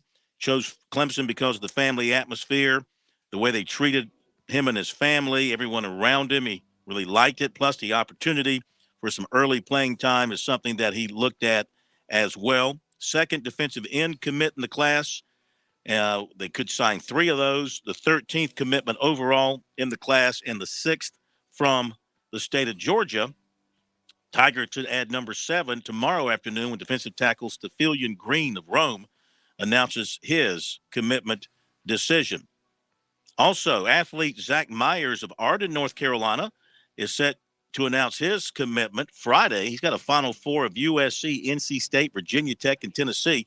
Coming off an official to NC State, and the Wolfpack appear to have the inside track. He did take an unofficial to USC in early April. USC offered 2025 athlete Jarrell Boulder of Marshville, North Carolina. 2024 Dillon offensive tackle Josiah Thompson was offered by Georgia. Tight end Javante Connor, Kernersville, North Carolina, decommitted today from UCF. He tells us he has been in contact with USC tight ends coach Jody Wright, and they are back in play for him. He plans to take an unofficial to Alabama this Saturday. Camden defensive tackle Xavier McLeod plans to announce his top 6 tomorrow night. He was at Georgia today. Former USC offensive tackle Justin Turnetine transferring to Florida State. Basketball, 6'8", Colin Murray Boyles of Columbia, the state's 4A player of the year last season at AC Flora, received his first major offer Monday. It came from USC after meeting with Lamont Paris. He was very grateful, he said, for the opportunity to play at the SEC level. And he loves Paris, how he coaches. He said they like a lot of his skills and the fact that he's a versatile player and he makes players around him better. He averaged 18 points, 11 rebounds, and 5 blocks per game last season for a team that played for the state championship. He also has Wofford, Appalachian State, and Belmont offers. Also interest from Clemson, Tennessee, Virginia Tech, Charleston, Upstate, George Mason, Oregon State, UNC, Wilmington. That offer from the Gamecocks, of course, raises the interest level he has in them. He's going to play at Wasatch Academy in Mount Pleasant, Utah for his final season of high school basketball. Clemson offered 6'7" Trice Sanford of Waukee, Iowa. He also has Iowa, Nebraska, Washington State, and Drake. 2025 6'3" Jordan Watford of Lancaster, offered by USC and Clemson. And Clemson picks up a baseball transfer from Michigan. Tell you about that after the break. On Point Weather is made possible by our friends at Palmetto Citizens Federal Credit Union on 107. And here's tonight's forecast. A few clouds tonight give way to clear skies. Expect a nice cool night with temps hovering around 67. Record temps the following day will hit 103 with slight relief in the evening when temps drop to 74. Expect stray showers early Thursday with the possibility of thunderstorms into the evening with a high of 98 and dropping to 72 in the evening. I'm Brian Leonard with your On Point local weather. Hi, I'm Master Deputy Addie Perez with the Virgin County Sheriff's Department Community Action Team. As a mother, I know it's important to take care of my health for those I care about. Part of doing that is knowing my risk for developing type 2 diabetes. So if I was you, I'll take the opportunity to visit inittogethersc.org and take an online test to find out if you have prediabetes. Again, the website is inittogethersc.org. This message is brought to you by the Diabetes Action Council of South Carolina. Balance of Nature is changing the world one life at a time. What does that mean? It means we are actively working to give people more fruits and veggies to help each person in our world be healthier. One of the things we do is create personal experiences with each of our customers. We know living a healthy life is more than eating a healthy diet and exercising regularly. And that's why Balance of Nature works with customers to help them eat healthier, exercise in a healthy way, and take care of their overall well-being. We help each person set individual goals and take the right steps to achieve them. We understand that changing the world happens by giving people the tools they need to help themselves. Go to balanceofnature.com to see for yourself how Balance of Nature can help you live your best life.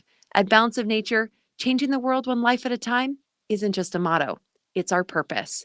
Go to balanceofnature.com and get 35% off your first order as a preferred customer by using discount code BALANCE. I'm already a big fan of Medicare Blueprint. Tim and his team saved me several $1,000s. They took a look at my health insurance. They helped me get the best possible plan. But not long ago, I reached out when we had a crisis. The big bad insurance company out of nowhere just canceled Mom's medicine for her multiple sclerosis. No warning, 30 years, same med, and just like that, gone. Here's the good news. Medicare Blueprint doesn't work for the insurance companies. They work for you. They're local. Imagine me trying to get this fixed, calling some national toll-free number. Outsourced operators never talk to the same person twice.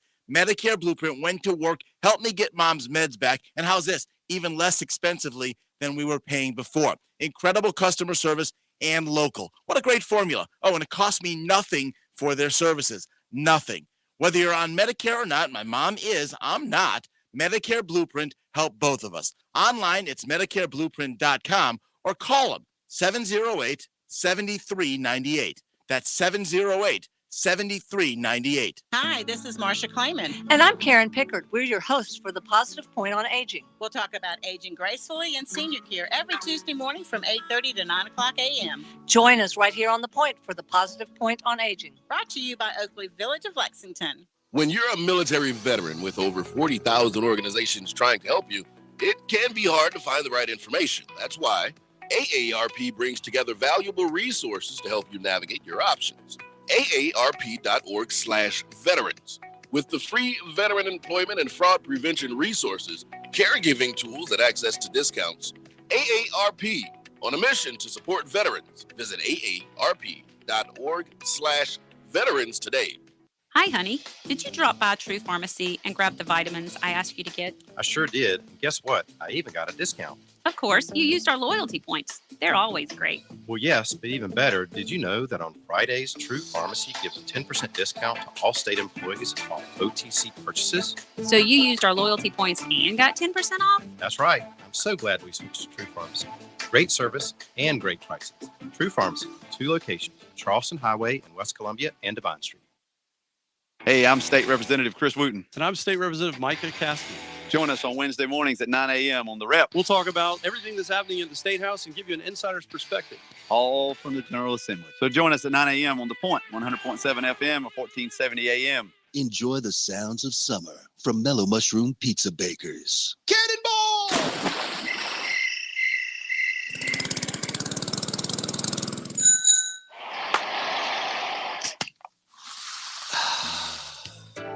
Enjoy the taste of summer, too, with amazing hand-tossed pies, cool, crisp salads, and over 100 beers from around the world. Mellow Mushroom, in the Vista and on Sunset in Lexington.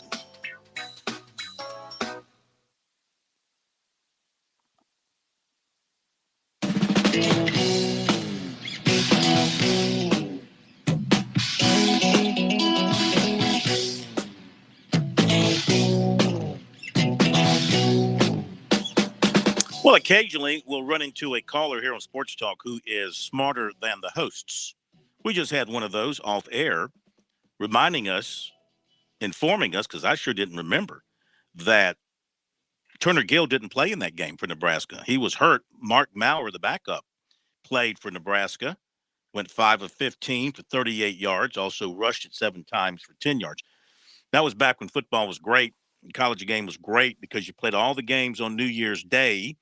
And prior to that Clemson-Nebraska game, you had Alabama lose in its bowl game, and then Georgia was also highly rated. There were a couple of things that happened leading up to Clemson-Nebraska that turned it into the national championship game that afternoon, that day, rather than the way we have it now. So that kind of added to the excitement and the buildup and the mystery surrounding the 1982 Orange Bowl, which was for the 1981 championship. And Corn, it looks like this box score, Nebraska's only passing touchdown of the game actually came from their backup running back, Mike Rozier. Okay. They had a 25-yard pass in the first quarter to Anthony Steele from Mike Rozier, and he's listed as their 5th-string quarterback and their 2nd-string running back. And how far he went with that, huh? Right. So, yeah, thank you so much for that. I guess he was a 2-star back then, was he? I guess so. Guess he was a 2-star. All right. Thank you for that. We appreciate it. And one more recruiting note to pass along to you tonight. This is in baseball. Michigan infielder Riley Bertram announced a transfer to Clemson. He started 62 games this season. He hit .298 with 2 homers, 40 RBIs at Michigan. He was a career .272 hitter with 2 homers and 66 RBIs. He committed 20 errors in his career as an infielder at Michigan. So we had a caller last night asking if any players from Michigan would be making their way to Clemson. And there's your answer. There's one. Kind of offset the defections that the Clemson program has suffered in the transition from Monty Lee to Eric Bakich. All right, there you go with the recruiting report tonight here on Sports Talk. Waiting on KT Kerry Tharp to connect. Of course, with no race this past weekend, he might be taking the Tuesday off. Though we're checking right now. We'll see. If he's with us, that'll be great. If not, we'll pick him back up next week. Speaking of NILs and the schools, so Georgia Tech sent out the Jackets NIL Club sent out an email to Georgia Tech fans. Maybe it was just on social media. Said a statement from 80-plus Georgia Tech football players about name, image, and likeness. So the Jackets NIL Club is a membership-based community that allows fans to access the players like never before. We will have an online community where fans can chat with us and get access to exclusive behind-the-scenes content from all the guys on the team. The proceeds from the club will support every single member of the team who is participating, including everyone will allow us to reach our maximum potential both on and off the field. Beginning in July of 2022, we are going to sell a limited number of Jackets NIL Club access passes. These digital access passes will be your ticket to the online community and in-person player events that we host throughout the season. Get behind the team. And please join the wait list at jacketsnilclub.com. We're excited for the future of NIL and can't wait to build an awesome community and experience for our fans. Go Jackets, Georgia Tech football players signed it. Okay. Well, if that floats your boat, I mean, if you're interested in the behind the scenes content from all, what are you going to see behind the scenes? Here, let's take our camera into Morty's room, and you can watch him study for this geophysics exam that he's got tomorrow morning. Morty, how's it coming? Hey, man, it's coming along great. Pass the roach clip. No, I mean, whatever they call it today. I mean, what do you really? Here they are lifting weights. Here they are eating dinner. Here's questions and answers. Hey, I don't know. Throw a name in there. Why'd you throw that interception at the 10-yard line, Jack? You think that'll make it through to the players, or will the questions they be screened? Do you think all your questions will get through to them? Maybe we'll get an inside look at study hall or an inside look at a Friday night and 5 points. I mean, who knows? I mean, there might be a market for it. These schools, they are falling all over themselves trying to come up with any way possible, like the caller said earlier, to put lipstick on the NIL pig. I mean, any way they can sucker you in to give money to let you think that you're getting closer to the player and that they actually give a damn about you. I mean, seriously, do you think they really care about you, the fan, when they're asking for your money? It's insulting, to be quite honest with you. I think it's an embarrassment. No more are we talking about education and majors. I mean, are we going to see on the screen now on ESPN, are they going to follow the lead of On3 and start putting up, instead of the majors? Remember how they used to put the majors under a player's graphic on the screen? They're going to start throwing their NIL value up there now. NIL value, $1.7 million with, 22,000 Instagram followers, whatever the case may be. Is that going to become now pertinent, important statistical information? I mean, I know things are changing, but they're just changing out of whack, just getting totally out of whack and out of sense. And the schools are driving it too now because, I mean, they have to. They, like everything else in the college business, in the college world, it's keep up with what everybody else is doing or get trampled on and get left behind. And that just leads to one do you want to say creative? One attempt at being more creative than the next guy with the spin on how we're going to do it. Instead of just being flat out honest with people, hey, let's just be flat out honest. We want you to pay our players, period. We can do it through charity. We can do it through giving you access to the showers with them. You want to watch them take a shower? That'll be an extra $50. Whatever you want, whatever kind of access you want. The bottom line is we just want you to give us the money. Now, if that's something you want to do, here is your golden pass to your debit card. Make sure you give us your debit card number. Make sure we get the 3 numbers on the back so we get it right. And your expiration date, please. Not you, but your card. All right? I can't wait for somebody to pull that audio now. Phil Kornblut, if you want to see these guys shower, hey, an extra $100. Well, I mean, they're giving you extra. They're saying you're going to have access like you've never had before at Georgia Tech. Who wants to? They're a bunch of losers. That's a terrible football team and program. Who want to spend $1 for access into Georgia Tech football? To be honest with you, I don't know, but Corn, obviously we're on different sides of the fence of this, but we do agree it's out of hand. There need to be some regulations. The NCAA put the cart before the horse, et cetera, et cetera, et cetera. But just listening to you there, my brain immediately went back to Cardale Jones back in, I don't remember, close to a decade ago at this point, at least 7 years ago, when he said, why should we have to go to class if we came here to play football? We ain't come to play school. We ain't come to play school. That's right. Way to go, Cardale. And, of course, he led him to a national championship. Yeah, sure. Yeah. And then never heard from again. He got drafted. He made some money in the NFL, but it didn't quite work out for him. But he did lead them to I believe they beat Alabama that year. Did they not? they were kind of unexpected because he was their third string quarterback. Yep. You're exactly right. All right, lines are open if you want to jump on board here in the final minutes. 888-898-2525 is the phone number. South Carolina Education Lottery lucky number. Furman today announced who is going into their Hall of Fame class of 2022. Women's golf coach Mick Potter, women's golfer Taylor Totland, and quarterback Billy Napier going into the Furman Hall of Fame. The enshrinement ceremonies on a date, location, and time to be announced.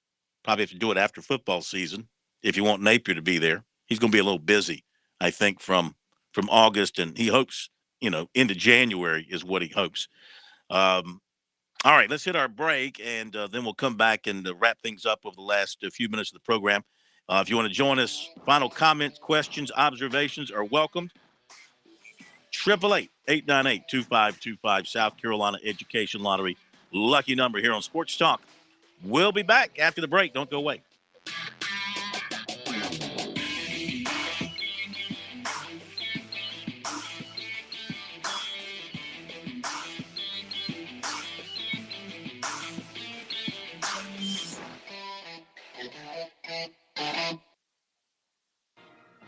Independence Day is coming. Is there a better way to spend 4th of July weekend than listening to good music, eating some peanuts and Cracker Jacks, enjoying an ice cold beverage, and watching baseball? Oh, did we mention we'll have 2 of the biggest fireworks shows in Segra Park history? Join the Fireflies for Fireworks with the Phil presented by Prisma Health July 2nd and a game against the Pelicans July 4th. Tickets are available now at firefliestickets.com. We're with Major Billy Downer of DNR Major. It's always a good time for folks to remember to get those licenses renewed. Doesn't matter what time of the year, it's always a season in, whether it's fishing or hunting. Make sure to check your licenses, make sure they're up to date. If you need a hunting or fishing license, you may go to www.dnr.sc.gov to purchase your license online or to any local licensed vendor in your local area. And don't forget to join us for SC Wild from DNR with Major Billy Downer on Sports Talk on the Sports Talk Media Network. Summer weather has arrived in South Carolina, and you know what that means. Sweet, tasty South Carolina peaches are hitting shelves near you. Most people tend to think of Georgia as the peach state, but South Carolina is the East Coast's top producing peach state, so we know a thing or two about a great tasting peach. The next time you're in the grocery store or local farmer's market, keep an eye out for those sweet, tasty, certified SC peaches. Discover more about the tastier peach state at scpeach.org. Hey folks, it's Mike Morgan for Gibson Insurance. Former Gamecock player Bo Mobley and former coach Stuart Lake want you on their team for all your insurance needs. Now, cost-effective solutions is what they're all about for the now and for the long term. They're licensed with every insurance company in the state. They've got offices in Columbia, Greenville, and Sumter. But if you're listening right now, let me direct you to call Bo and Stu today at 803-605-0029. That's 803-605-0029. Let my good friends take great care of you. All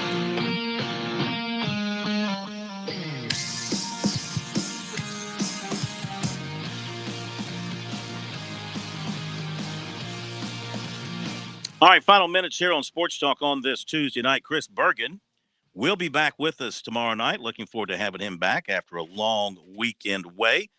And so he'll be with us then. I'll be gone on Friday. Little family deal going on. So Smitty will be here. Not necessarily here. He'll be on the air with Pat and Bergie to take you into the weekend. We'll still have everything covered for you heading into the weekend. South Carolina has got their big recruiting weekend, or another recruiting weekend. Their big one was a couple of weeks ago. This one, not quite as large in terms of the official visits.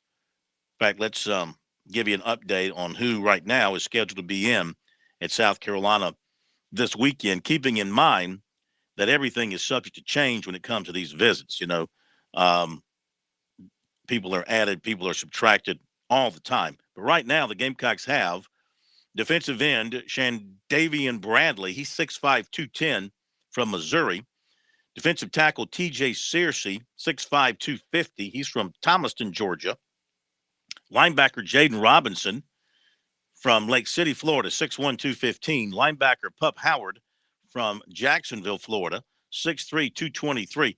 You know, the Gamecocks would love to get those two into the boat if they can make it happen. Committed offensive tackle Trevon Baugh, 6'4", 315 from Atlanta. Offensive tackle DJ Geth of Dorman, 6'6", 310. Offensive tackle Marquis Anderson from Dorman, 6'5", 280. Running back Trayon Webb, 6'1", 205 out of Jacksonville.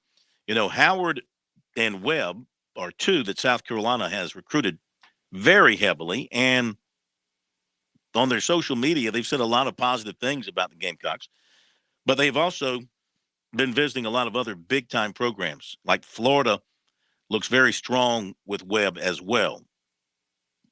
And Howard has taken several different visits to major schools as well. So if South Carolina could pull those two in, that'd be big for them. Committed safeties, Zabari Sandy, 6'1", 204. Safety Vicari Swain out of Carrollton, Georgia, at 6 feet, 175. Receiver C.J. Adams out of Mapleton, Georgia, and 6'3", 210. And receiver Aiden Williams out of Ridgeland, Mississippi, 6'3", 195. Those are the ones who have said, either with voice or on social media, that they'll be visiting South Carolina this coming weekend. And so the Gamecocks have a chance to make some noise over the weekend or the first part of next week. As for Clemson tomorrow, back on the commitment watch, the Tigers will be with Stephilion Green, 6'4", 275.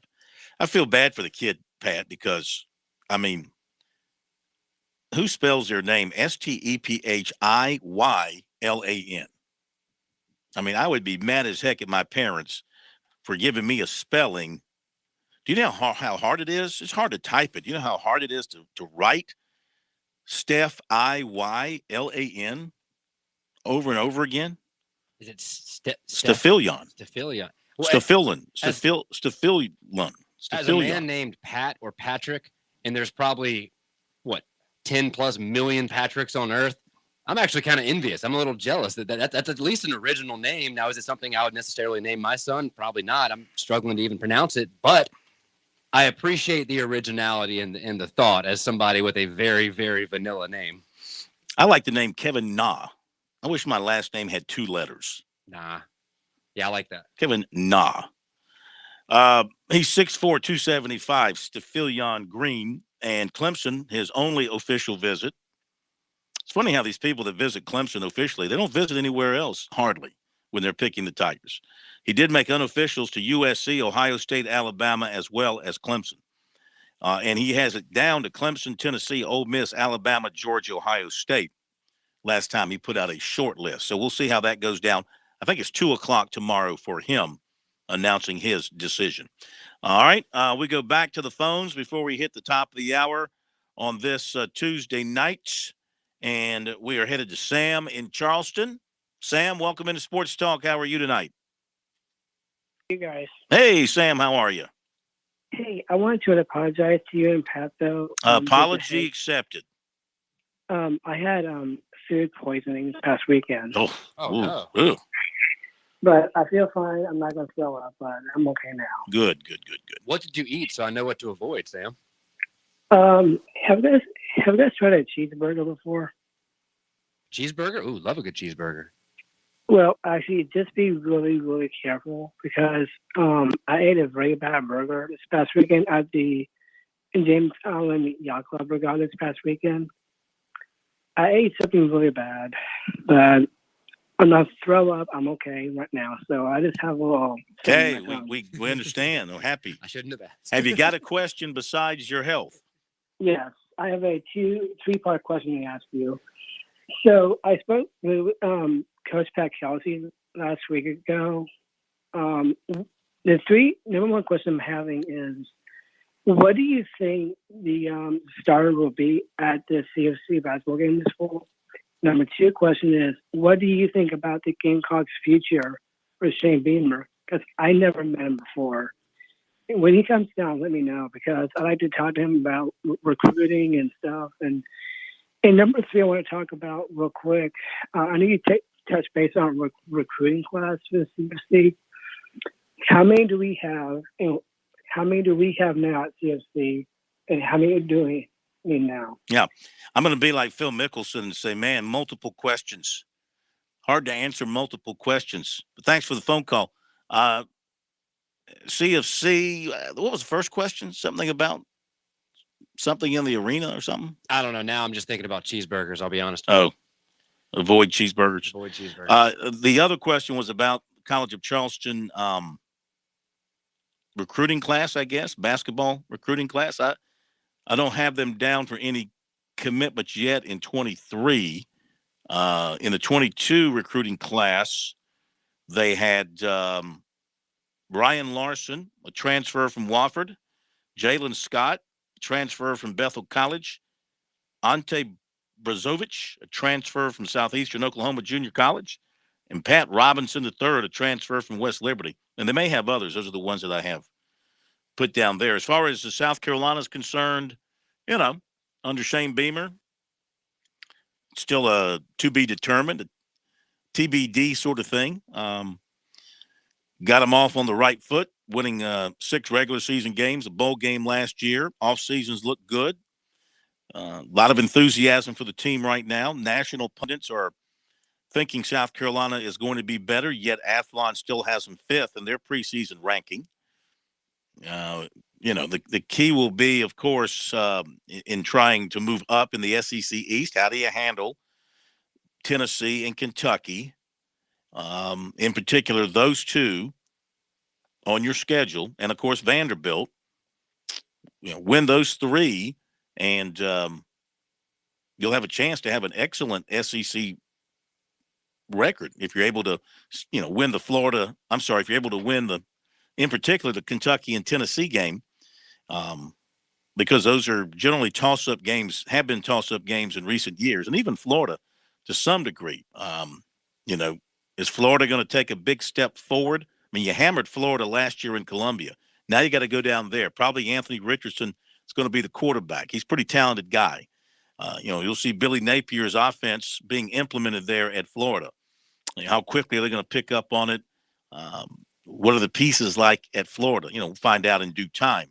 But you look at the Gamecock schedule for the upcoming season. They got a chance to get off to a pretty decent start. I know they got Georgia early, and that will be in Columbia. It's going to be that was one of those they put at noon, didn't they? Yeah, I think they put that game at noon. It's going to be hotter than heck. Right. And they also have remember that second game of the year is at Arkansas. Yeah, that's no cupcake either. No, that won't be easy out there. They're much improved. So we'll see if the Gamecocks are much improved. Will Muschamp in his second year won 9 games and beat Michigan. Will Shane Beamer be as good as Will Muschamp was in year 2? He had a healthy Jake Bentley in year 2, and Shane Beamer will have a healthy Spencer Rattler and a pretty good quarterback room to boot and some other weapons around him. So I think the offense indeed should be much better than the 20, 21 points per game they were last season. If this offense doesn't crank out 30 points per game, I'll be surprised. And Corn, totally agree with you. And again, as I mentioned in the first hour, I think Marcus Satterfield is the biggest question mark for this season of what he can do with all this talent on offense. Clayton White, I have no doubt, will have South Carolina defense will be in the upper half, if not top 5 or 6 in the SEC this year. I'd be willing to put money on that. The offense, though, is the question mark. Will they be able to score enough points to keep up with the upper echelon of the SEC?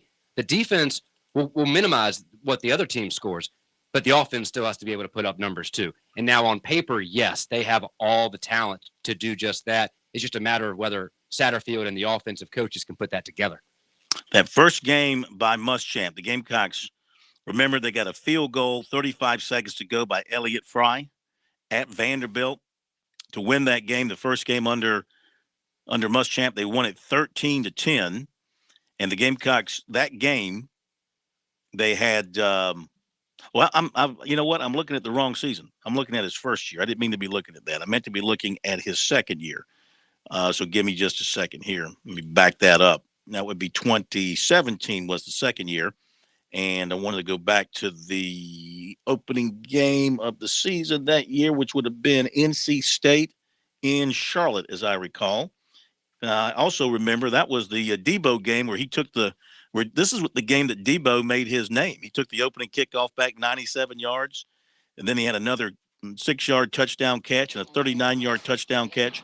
But my point in bringing this up is that Gamecock team had Rico Daddle, NFL, Debo Samuel, NFL, Jake Bentley, who was, at that point in time considered a prime quarterback prospect, Brian Edwards, NFL, Shi Smith, NFL, Tyson Williams, NFL, Hayden Hurst, NFL. That team had a daggone good offense. Will this one be as good? Talk to you tomorrow here on Sports Talk. In the morning, afternoon, and evening.